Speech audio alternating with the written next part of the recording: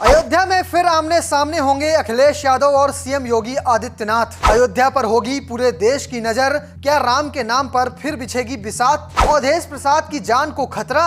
छावनी के पीठाश्वर का बयान हुआ वायरल। पूरे देश के लोकसभा चुनाव की चर्चा एक तरफ और उत्तर प्रदेश की अयोध्या लोकसभा सीट की चर्चा एक तरफ। और ये चर्चा होनी भी चाहिए क्योंकि यहाँ इस साल की शुरुआत में भाजपा ने भव्य राम मंदिर का उद्घाटन किया था और 400 ज्यादा सीट जीतने का दावा किया था। और जब लोकसभा चुनाव के परिणाम आए तो हर कोई चौंक गया। न एनडीए 400 सीट पार कर पाई और न ही भाजपा अयोध्या की फैजाबाद लोकसभा सीट जीत पाई। फैजाबाद सीट को सपा के अवधेश प्रसाद ने जीता और फिर क्या पूरे देश में इसकी चर्चा होने लगी। सोशल मीडिया में तो मानो तूफान आ गया। कुछ लोग अयोध्या के लोगों का बायकॉट करने की बात कर रहे हैं तो कुछ लोग इसे धर्म से आगे बढ़कर मुद्दों की राजनीति बता रहे हैं। ये तो बात हो गई चुनाव की, लेकिन चुनाव के बाद जिसकी चर्चा है वो है अवधेश प्रसाद, जिन्होंने फैजाबाद से जीत दर्ज की है। सवाल ये है कि अवधेश प्रसाद चुनाव कैसे जीते, तो चलिए आपको बता देता हूं कि अवधेश प्रसाद ने 5 में से 4 विधानसभा जीती हैं।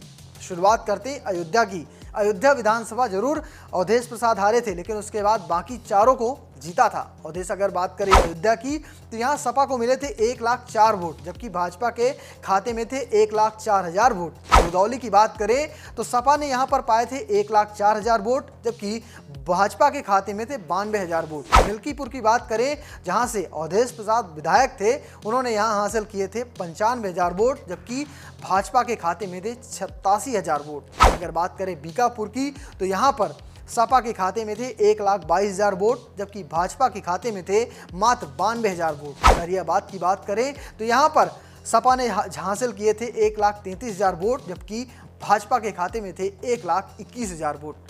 इन्हीं बढ़त के दम पर अवधेश प्रसाद ने 54,000 से ज्यादा वोटों से भाजपा को मात दी है। लेकिन इस वक्त एक खबर है और उसकी चर्चा भी सबसे ज्यादा हो रही है, वो ये है कि अवधेश प्रसाद मौजूदा समय में मिल्कीपुर से विधायक हैं। सांसद बनने के बाद उन्हें एक सीट तो छोड़नी ही पड़ेगी। अब खबर है कि अवधेश प्रसाद विधायक ही छोड़ सकते हैं। ऐसे में जल्द ही मिल्कीपुर से उपचुनाव हो सकते हैं। मिल्कीपुर अयोध्या में आती है और अयोध्या में चुनाव एक बार फिर से चर्चा का विषय बन सकता है। इस बार सपा ने अयोध्या में बड़ा दांव खेला था। अयोध्या एक सामान्य सीट थी, लेकिन सामान्य सीट पर दलित उम्मीदवार उतारकर अखिलेश यादव ने बाजी मारी थी। अब एक बार फिर से मिल्कीपुर में अवधेश प्रसाद के बेटे अमित प्रसाद चुनाव लड़ सकते हैं, इसकी खूब चर्चा है। अगर ऐसा होता है तो क्या अखिलेश यादव कोई बड़ा दांव खेलेंगे? जब बात विधानसभा की आती है तो विधानसभा में अखिलेश यादव बनाम सीएम योगी देखने को मिलेगा, क्योंकि जब लोकसभा था तब डबल इंजन था, लेकिन अब योगी की सीधी लड़ाई अखिलेश यादव से होगी। तो अब देखना दिलचस्प होगा कि अब की बार